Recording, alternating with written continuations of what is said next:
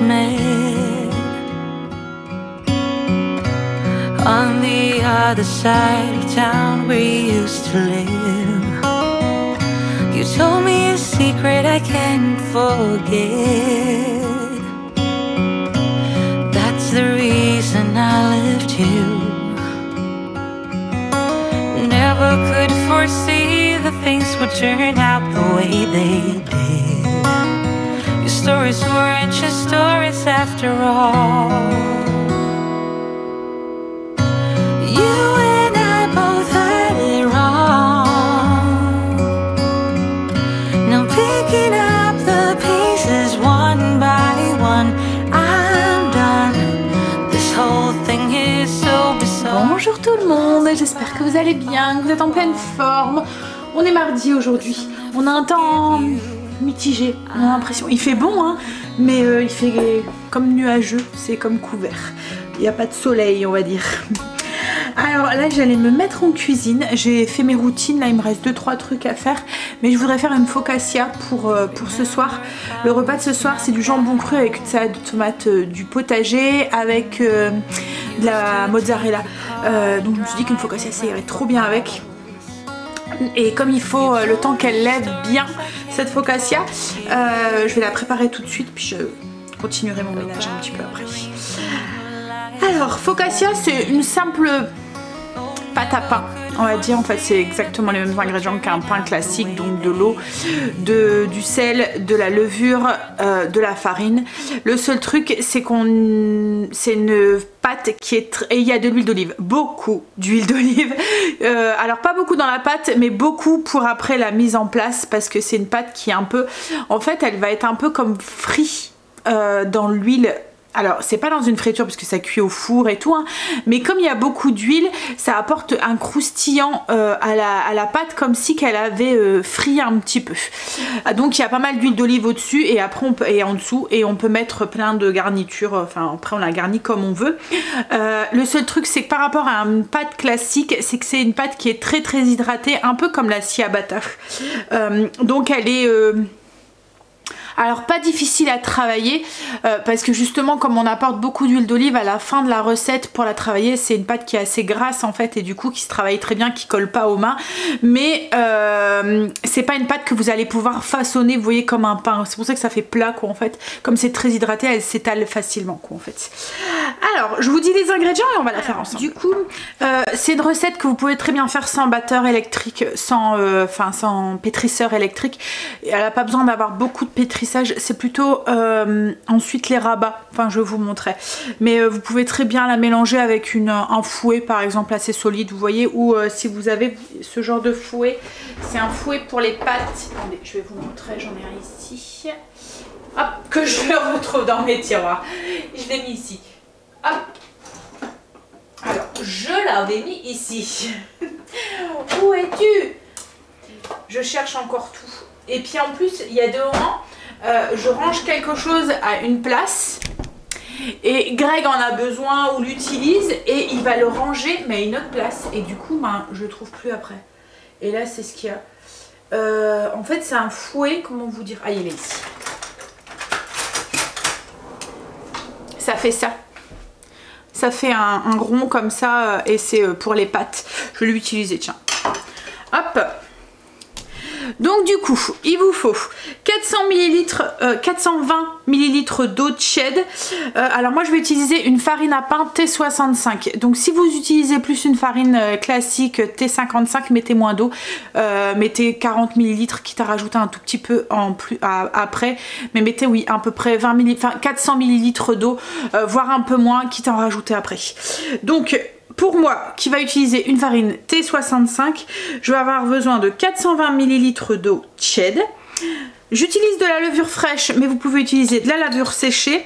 Donc, souvent pour avoir les proportions levure séchée, levure fraîche, il faut multiplier ou diviser par 2. Si dans votre recette c'est de la levure fraîche, vous divisez par...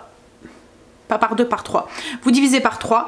Si vous avez de la levure sèche dans la recette et que vous voulez utiliser de la levure fraîche, vous multipliez par 3. Donc là, moi, je vais mettre la moitié d'un cube, à peu près 20 grammes de levure de levure fraîche. Ensuite, on ajoute une cuillère à café de sucre, 2 cuillères à café de sel,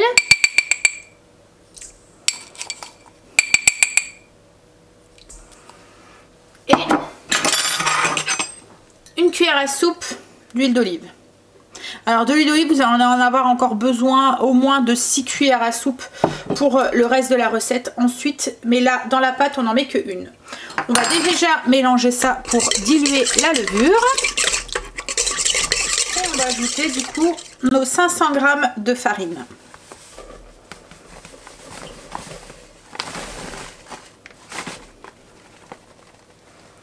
Et on vient mélanger. Alors comme je l'ai dit, pas besoin de pétrir, rien du tout. On vient juste incorporer, c'est pas grave s'il y a des grumeaux ou quoi, on vient juste incorporer la farine dans les liquides. Alors vous voyez, c'est une pâte qui est quand même assez humide. Alors ça va faire des petits grumeaux, c'est pas grave.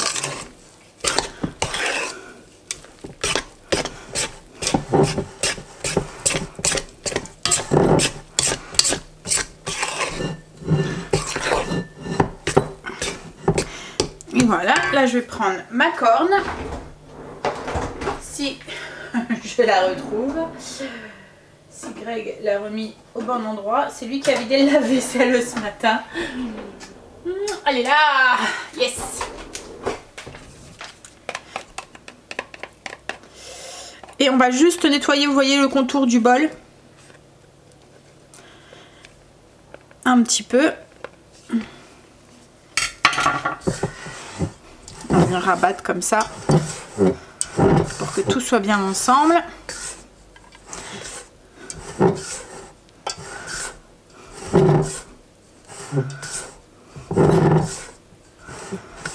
Hops. Et on va couvrir et laisser poser 15 minutes. Alors vous voyez, elle colle bien. À la main, c'est impossible de la travailler. Voilà, donc j'ai couvert, j'ai mis un petit torchon et je vais la laisser poser pendant 15 minutes avant de faire quelques rabats. Ça va donner de la force à la pâte. Là, ce que je vais faire en attendant, c'est que je vais nourrir mon levain. Alors, je l'ai nourri depuis... C'est quand que j'ai commencé à le réhydrater, à le renourrir, où je pensais que il était... mais en fait, compte, il reprend vraiment très bien. Je pense même que je vais pouvoir faire du pain ce soir. Alors, vous voyez, je l'ai... ça faisait 1 mois et demi que je l'avais pas nourri, qui était dans le bas de mon frigo. Là, je l'ai nourri, rafraîchi, nourri, rafraîchi, nourri, rafraîchi pendant 4-5 jours. Et là, il reprend bien de la force. Il remonte bien, il relève bien. Donc je vais pouvoir y aller, je vais pouvoir faire du pain je pense. Je vais voir, mais s'il a bien levé tout à l'heure, enfin cet après-midi, je vais commencer par... je vais commencer aujourd'hui. Au bout de 15 minutes, on va donner des rabats, ce qu'on appelle des rabats. Donc hop, je vous montre. On prend la pâte, alors vous pouvez le faire avec votre main, moi je préfère le faire avec la corne, parce que comme j'ai des ongles, la pâte a tendance à se mettre entre mes ongles, ça m'énerve. Hop, donc on vient prendre, on vient soulever et on va.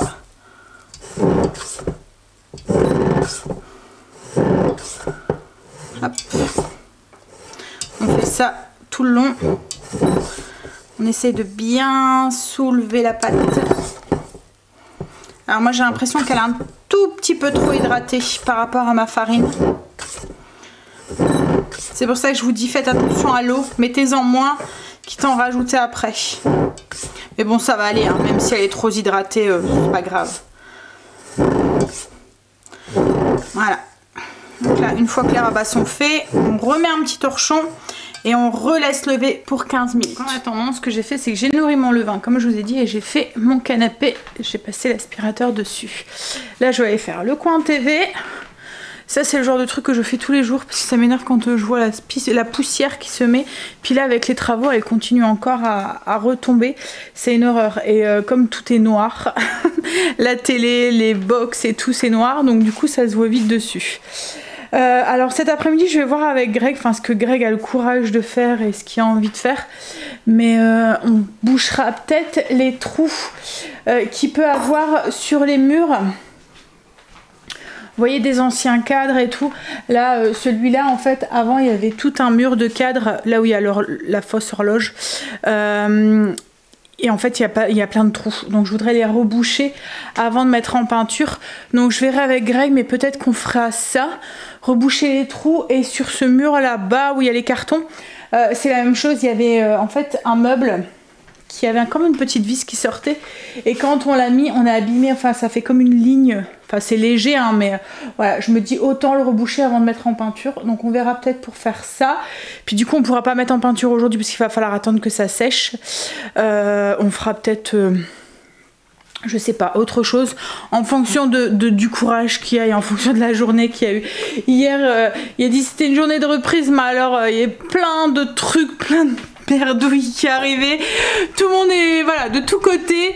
Il y avait plein de trucs qui allaient pas. Souvent, hein, quand... parce que là, l'entreprise ferme en fait pendant 3 semaines, on va dire.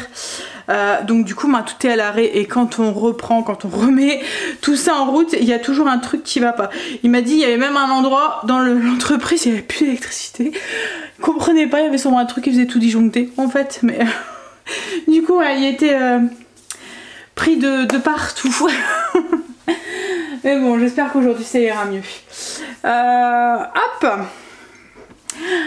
Bon, alors là du coup je vais aller faire mon coin télé. Au bout de 15 minutes on va refaire les rabats. Vous voyez elle lève déjà beaucoup. Hop. Hop, donc on refait, on tire. Et là, en fait ça va permettre d'avoir plein de petites bulles à l'intérieur. Et le fait que c'est une pâte qui est très hydratée, ça fait la même chose. Qu'est-ce qu'il y a Marley? Il a eu peur de quelque chose qui est tombé, ça lui a fait peur. Gros froussard, oui j'arrive.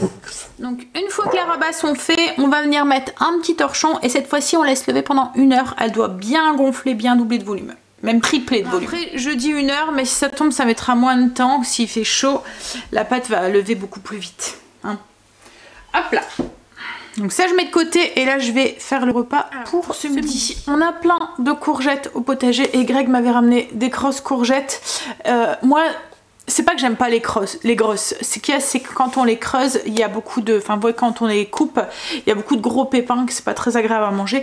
Donc j'aime bien les utiliser plus, soit pour les faire farcis. Vous voyez, je les coupe en 2, je les creuse et je les farce avec de la viande hachée ou des choses comme ça. Ou soit dans des soupes, mais là en ce moment il fait un peu chaud pour manger de la soupe. Ou soit en préparation. Comme là, soit pour faire des flancs, vous voyez, des choses comme ça. Pas pour les manger nature, vous voyez, enfin entre guillemets nature, enfin poêlées ou autre. Pour ça, je préfère des plus petites. Donc là du coup je vais faire des carrés aux courgettes. C'est une recette que je vous ai déjà partagée, elle est sur le blog, je vous la mettrai en barre d'infos si ça vous intéresse. C'est très simple, on le fait avec un robot mixeur. Donc là moi je vais utiliser mon Secotech, c'est un peu comme le Thermomix ou le MCC quoi en fait. Mais vous pouvez utiliser un robot mixeur classique hein, si vous le souhaitez. Donc en fait il suffit de mélanger. Donc au niveau des ingrédients on a besoin de ça. Je vous mettrai en recette en barre d'infos le lien vers la recette. Ouh Sandra tu vas y arriver. Donc en fait il faut des œufs, du sel, du poivre, des lardons. Alors moi je vais faire avec ce que j'ai dans mon frigo. Donc la dernière fois quand on était au pique-nique j'avais ça. J'avais acheté ça et il faut que je les finisse. Donc du coup, parce qu'ils sont bons jusqu'au 24, donc dans 2 jours, je vais les utiliser plutôt. Du sel, du poivre, du basilic, du parmesan. Il me reste un fond de parmesan. Donc pareil, je vais le faire partir. J'aurai pas mes 50 grammes, c'est pas grave. Mozzarella râpé, j'en ai pas, mais j'ai un bloc de mozzarella qu'il faut que je fasse partir aussi, qui est plus bon à partir de demain. Donc voilà, de l'ail, oignon, des courgettes, de la farine, de la levure et de l'huile d'olive. Il faut juste mixer en fait. Tout. Enfin comme je vous ai dit, je vous mets le lien en barre d'infos. Là ce que je vais faire c'est que moi je vais le faire assez plat, un peu sur une plaque en fait, et au dessus je vais venir décorer avec un peu comme une pizza avec de la mozzarella et du jambon. Enfin je vous montre, mais je vais faire exactement la même préparation. Le seul truc c'est que je vais pas mettre toute ma mozzarella dedans et je vais pas mettre mes lardons dedans non plus. Enfin, et mon jambon, comme je vous ai dit, je vais faire exactement la même recette. Le seul truc c'est que je vais faire quelques petits ajustements pour faire voilà, comme une pizza que je vais garnir, comme une pâte à pizza que je vais garnir. Donc il faut de l'ail. Alors moi c'est de l'ail éléphant du potager, donc du coup il est un peu plus doux. Et les gousses elles sont énormes. Et encore Greg cette année il est déçu parce qu'il n'a pas bien réussi. Je pense qu'on a eu trop d'eau en début et du coup ça a un petit peu pourri dans la terre. Alors on va mixer déjà l'ail. Si vous n'avez pas de robot, vous pouvez directement le presser. Donc, une fois qu'il est haché, on va venir ajouter un oignon et 400 g de courgettes coupées en morceaux. Alors cette recette elle est pratique justement pour utiliser des grosses courgettes comme ça. Hop, quand c'est la pleine saison et qu'on en a beaucoup et qu'on ne sait plus quoi en faire.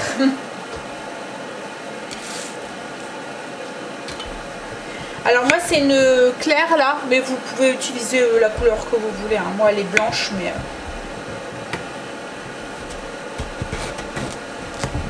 Et à l'intérieur il y a des gros pépins, donc du coup c'est moins agréable quand on veut la faire sauter.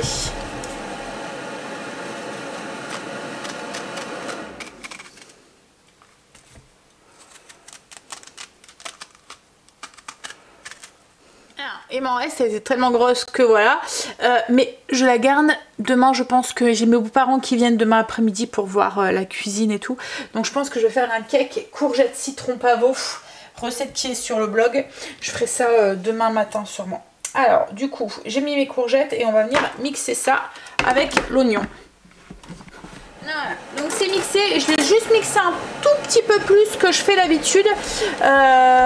D'habitude j'aime bien garder des petits morceaux. Là en fait comme je vais faire version pâte enfin plus fine, voilà, je l'ai juste mixé un tout petit peu plus. Alors j'ai encore des tout petits morceaux hein, mais pas des si gros que d'habitude. Hop, je débarrasse cette préparation, je la mets de côté et je vais préparer ma pâte du coup. Donc ensuite je continue la recette, je vais ajouter mes œufs, mes 5 œufs. Comme je vous ai dit, là pour l'instant je change rien de la recette. Hein.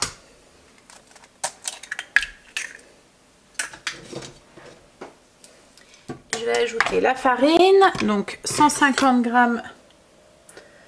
de farine ici.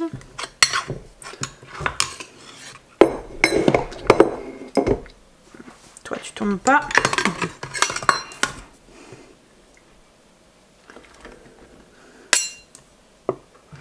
Je vais ajouter ma levure, mon sel.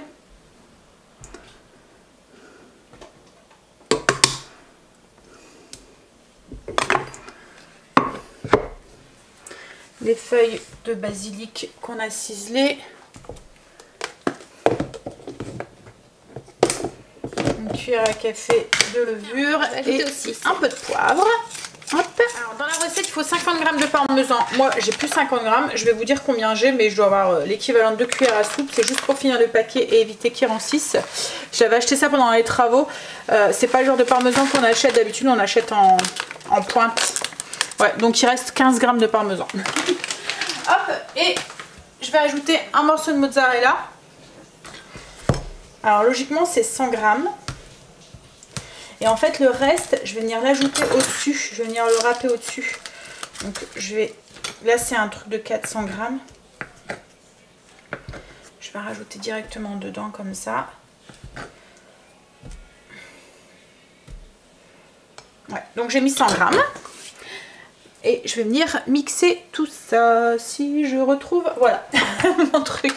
On vient de m'appeler. En fait, c'est, je sais pas si vous vous souvenez, à un moment, je vous avais parlé du truc un peu comme Picard Bocov, enfin, vous voyez, un peu comme Picard, mais qui vient livrer à la maison. Ça fait, en fait, j'avais pas répondu. À chaque fois, il m'appelait. Quand j'avais vu les prix, je vous avais dit, hein, je trouvais ça très... Alors nous, on n'utilise pas forcément des produits surgelés. Là, on en a utilisé beaucoup pendant les travaux parce que voilà. Et quand j'achète des produits surgelés, c'est plutôt les produits de base, quoi, en fait. Des légumes quand c'est hors saison ou des choses comme ça. Et encore, c'est vraiment quand j'ai, mettons, envie d'haricots verts en plein hiver. Les haricots verts, oui, encore. L'hiver, on en achète. Mais autrement, on utilise beaucoup de produits frais, quoi, en fait. J'ai du mal avec les produits surgelés. Même si j'avoue c'est pratique et tout, et qu'à un moment je les utilisais, hein, mais j'ai perdu cette habitude et du coup voilà. Bref, mais quand j'ai vu les prix de leurs produits, c'était aussi cher que du frais en pleine saison. Franchement, c'était vraiment abusé. Alors après, tout ce qui était tout ce qui était produits préparés, les pizzas, les choses comme ça, je ne doute pas de la qualité et tout, hein, ça doit être vraiment... Mais ça correspondait pas à ce que j'attendais. Donc du coup, je répondais pas à leur appel, mais... Ils insistaient. Et là, le monsieur était très insistant au téléphone pour que je prenne son panier test là et tout. Mais je sais très bien que si je commence, ils vont pas arrêter de m'embêter après. Donc je préfère couper court tout de suite, surtout dans ce panier test. Si ça tombe, il va y avoir des pizzas ou des trucs comme ça que nous, on consomme pas forcément. Donc, voilà. Bref, alors on en est où? J'étais en train de mixer. Alors, une fois que c'est mixé, je vais venir bien mettre la farine à l'intérieur et je vais venir ajouter du coup mes courgettes. Alors d'habitude alors là déjà les courgettes avaient rendu pas mal d'eau, donc je les ai un petit peu égouttées dans une passoire pour éviter que ma pâte soit trop liquide. Comme je le dis, je voudrais un peu comme une pâte, enfin voilà, un cake dans le fond. Hop, donc je vais ajouter ma courgette que j'ai pressée un tout petit peu pour enlever l'excédent d'eau. D'habitude je le mélange avec ma spatule pour éviter de trop mixer la courgette et garder des petits morceaux. Là je vais juste donner quelques petits tours de mixage. Comme je dis, je ne cherche pas forcément à garder des petits morceaux de courgette. En fait je veux quelque chose d'un peu plus homogène. J'ai graissé une plaque à pâtisserie, là, les plaques à rouler à génoise. J'ai étalé ma pâte et je vais l'enfourner donc 170 degrés pendant 10 minutes. Et ensuite je vais venir la garnir avec du fromage. C'est juste pour que mon fromage ne se retrouve pas dans le fond, qui vient au-dessus gratiner. Donc je vais la faire pré-cuire quoi en fait, et en plus après je la renfourne. Ce que je vais faire, c'est que je vais râper mon reste de mozza, donc il reste 300 grammes. Au bout de 10 minutes, je sais pas si vous voyez, c'est cuit, enfin c'est cuit, ça tremble plus. Vous voyez, ça manque juste de doré. Donc j'ai mis ça 10 minutes. Hein. Je vais rajouter au-dessus ma mozza râpée. Je vais mettre moitié, mettre mon jambon et après en remettre un peu au-dessus.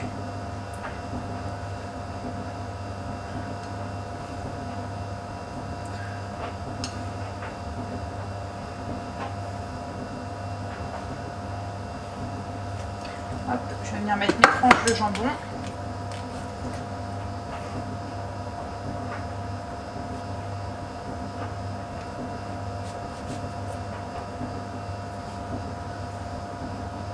C'est du jambon que j'avais acheté chez Lidl, là, vous voyez, on fait une tranche là.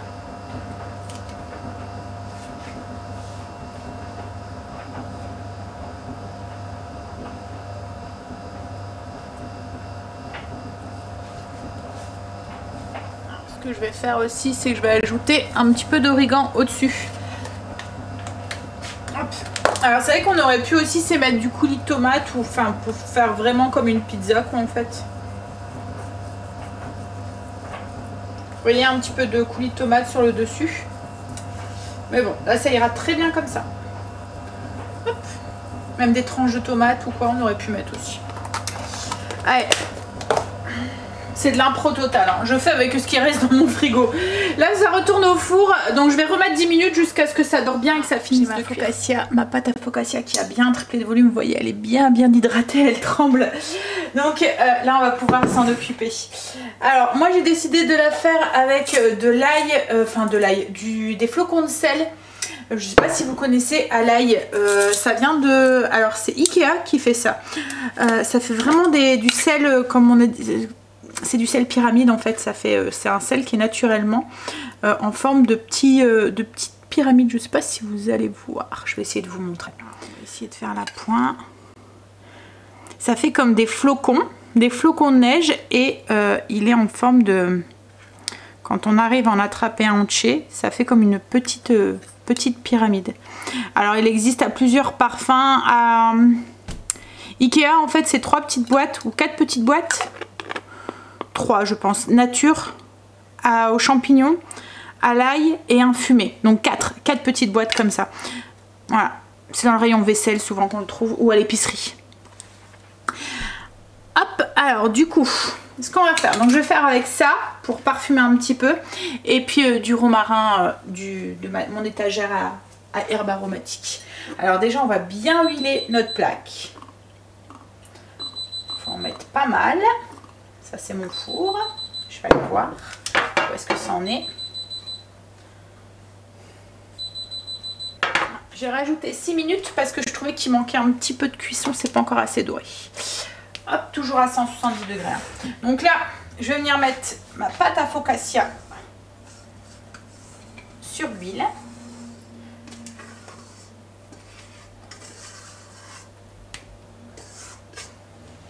Voilà. On va essayer de pas trop enlever les petites bulles. On va venir la plier en 3, un peu comme un chausson. Donc déjà, je vais l'étaler plus ou moins en rectangle. Je vais venir prendre un bout ici, la mettre au-dessus. Et mettre le bout ici. Là, on va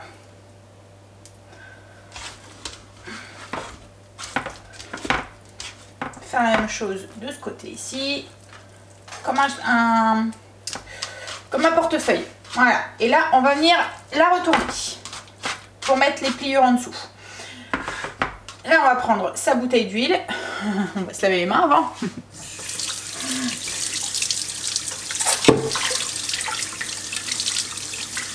Autrement, la bouteille d'huile, elle va être recouverte d'huile. Hop. Et on va venir bien arroser avec l'huile. Petit poil marque. Et on va venir étaler avec les doigts en faisant des petits trous.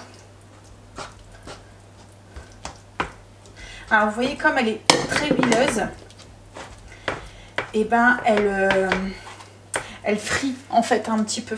Et c'est ce qui se donne cette texture à la focaccia.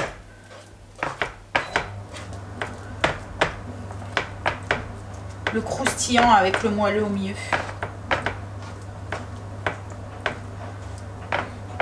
Donc on va attendre 10 minutes pour qu'elle se détende un petit peu, puis on va refaire un petit peu. Parce que là, l'élasticité a repris, donc du coup, elle a un peu plus de mal à s'étaler. Il faut qu'elle se détende un petit peu. Donc on va la couvrir et on va attendre un petit 10 minutes pour qu'elle se détende. C'est un petit peu détendue. Alors je vais venir avec mes doigts continuer un petit peu à l'étaler. Et là, on va la relaisser lever pendant une petite demi-heure. Elle doit juste doubler. Alors moi, je viens avec mes... pour éviter de faire des trous avec mes ongles dedans. Voilà. Je vais la laisser une petite demi-heure relever. Et puis après, on n'aura plus qu'à la garnir.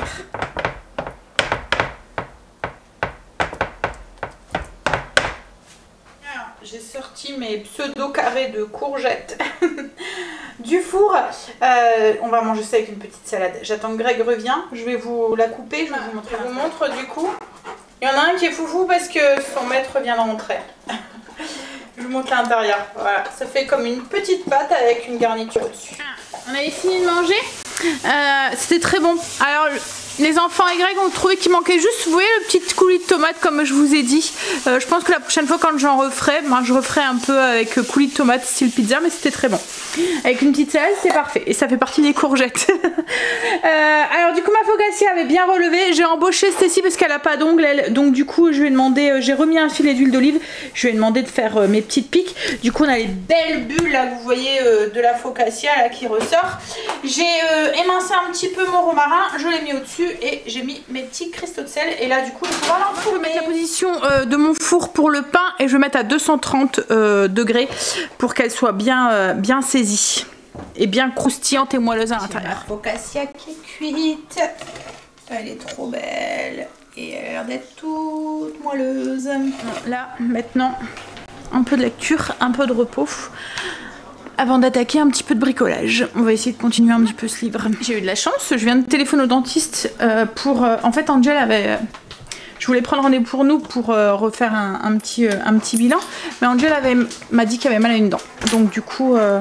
fait, il dit qu'il a mal, mais pas sans avoir trop mal. Vous voyez, ça fait sensible au froid. Et il dit que ça lui donne un peu dans l'œil. Donc ça faisait 2-3 jours là qu'il prenait des cachets. Donc je lui ai demandé si elle avait pas un rendez-vous. Et en fait, quand il y a eu un désistement, donc il y a rendez-vous demain à midi. Ça tombe bien parce que c'est cette semaine de nuit. Autrement, souvent, le dentiste, on est obligé d'attendre 1 mois, voire même plus. Surtout quand c'est comme ça en urgence. Mais bon, c'est cool. Je lui ai dit, c'est pas une solution de prendre tout le temps des cachets. Hein. Moi, j'ai mon levain qui a bien doublé. Vous voyez, l'élastique qui est là. Je vais faire du pain. Hop, allez. You and I both had it wrong. Now picking up the pieces one by one. I'm done. This whole thing is so bizarre. Let's goodbye, au revoir. I'll never forgive you. I'm done.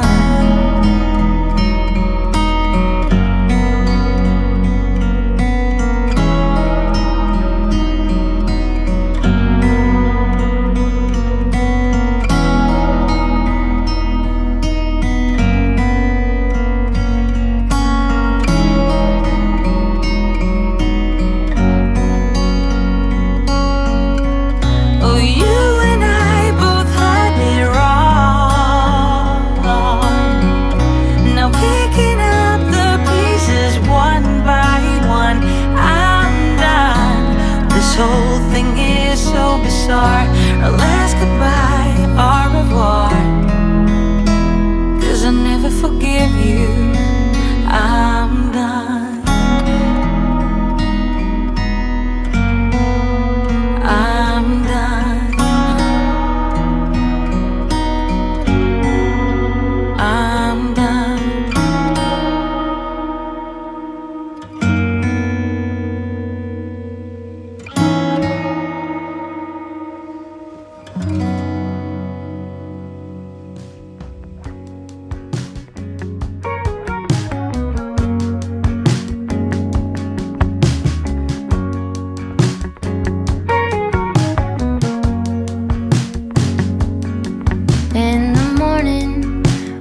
Walk away, my heart drops to the floor. They said it would get easier, but I don't know who for. Days move faster now, I swear, I can feel them slip away. But some things last forever, the love that never fades.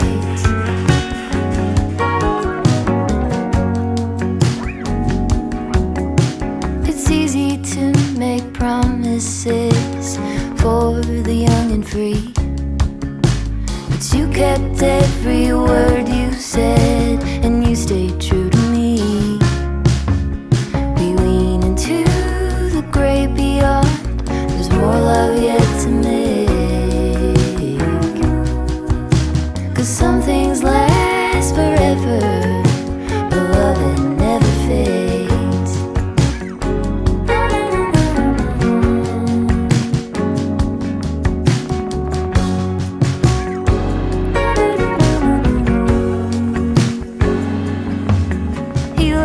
Slowly as his mind lost more every day.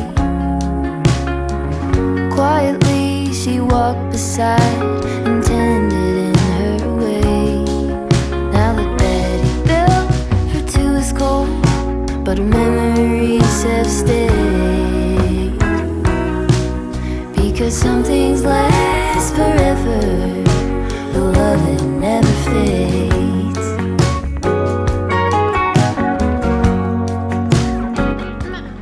On va manger, il est déjà 7 h. Alors Greg a bricolé un petit peu, il a bouché les trous qu'il y avait à boucher par-ci par-là. Là il y avait, comme vous avez dit, on avait quelques-uns aussi là-bas qu'on avait abîmés avec un meuble. Il a bouché aussi les trous de l'étagère, alors sauf les trous où les vis passent, parce qu'au cas où on doit l'enlever, c'est bien de savoir où sont les vis, mais voilà. Ce qu'on va faire, c'est qu'on va mettre un petit coup de blanc pour éviter que ça se voit. Quand on va remettre un petit coup de peinture, en fait, pour que ça fasse propre. Et y accrocher le cuisine qui est ici. je me suis laissée... Voilà, je savais pas où, enfin je voulais le remettre mais je ne savais pas où. Au début j'avais dit ici mais ce serait pas fait aussi beau que ce que je pensais. Puis il me fallait un endroit pour accrocher mes torchons, donc du coup je me suis dit bon, on va le mettre là. Après c'est pas sur le meuble, c'est sur la planche de décor. Donc je me dis au pire on pourra toujours la changer s'il y a besoin quoi en fait. Bon allez. Là du coup ce soir c'est la focaccia avec salade de tomates du potager et de la mozzarella bufala et du jambon cru qui a l'air trop bon. Et la focaccia, je vais vous montrer la texture. Alors j'ai goûté un bout, elle est trop bonne. Regardez-moi ça, cette texture elle est toute alvéolée. Elle est toute moelleuse. Et avec la surface qui est croustillante là. Tu t'enfermes chérie? Non. T'es déjà en train de fermer les rideaux, il est ébloui. En fait, le soleil se couche de l'autre côté, ce que je vous ai dit. En fait, il se lève de ce côté-là. Donc le matin, là, quand on se lève, on a la cuisine qui est bondée de lumière. Le soir, c'est dans le salon. C'est moins fun parce que on va dire qu'on se prend vite les rayons quand on est à table, quoi, en fait. On se prend le soleil, on éblouit. Ouais, moi j'ai trop envie de manger ce jambon là. Les enfants, on mange! Ils n'ont pas l'air d'être pressés de descendre. On essaye de reprendre un rythme. Il est 7h05, Angel commence à 21h, donc 8h30 il est parti. C'est compliqué, on va dire. C'est compliqué de reprendre ce rythme, mais enfin surtout pour eux en fait. Moi j'essaie de m'y tenir.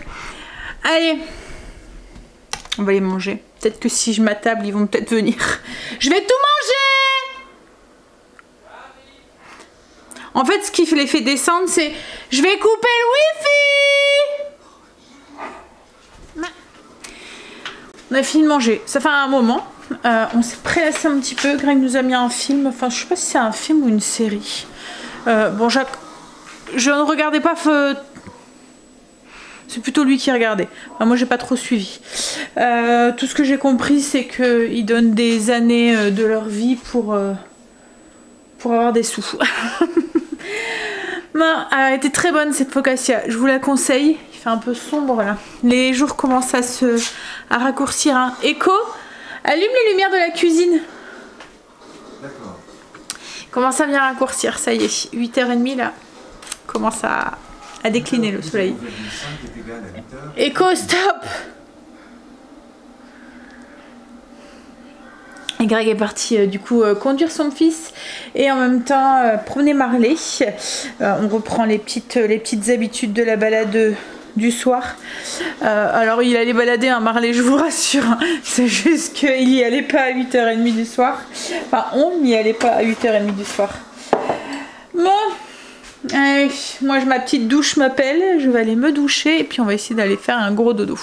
J'ai mis le restant de focaccia dans une assiette avec un film. J'espère que demain elle gardera son côté frais, mais elle était vraiment très bonne. Allez, ouf, la cuisine est propre, tout est rangé, une petite bougie d'allumée, j'ai fait mon pain, il est au frigo.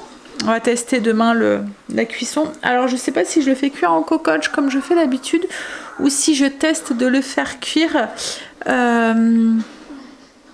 comme ça avec la position vapeur.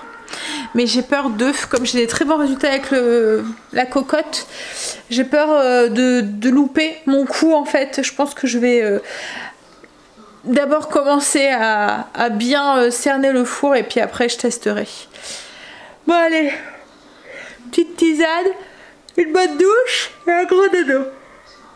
Demain je suis réveillée de bonne heure parce que c'est moi qui va chercher Angel. Allez, je vous fais des bisous et je vous dis à demain pour une nouvelle journée avec nous. Bisous, à demain.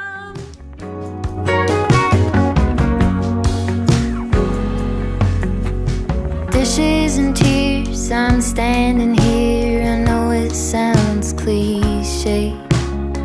A blanket of this history covers me today.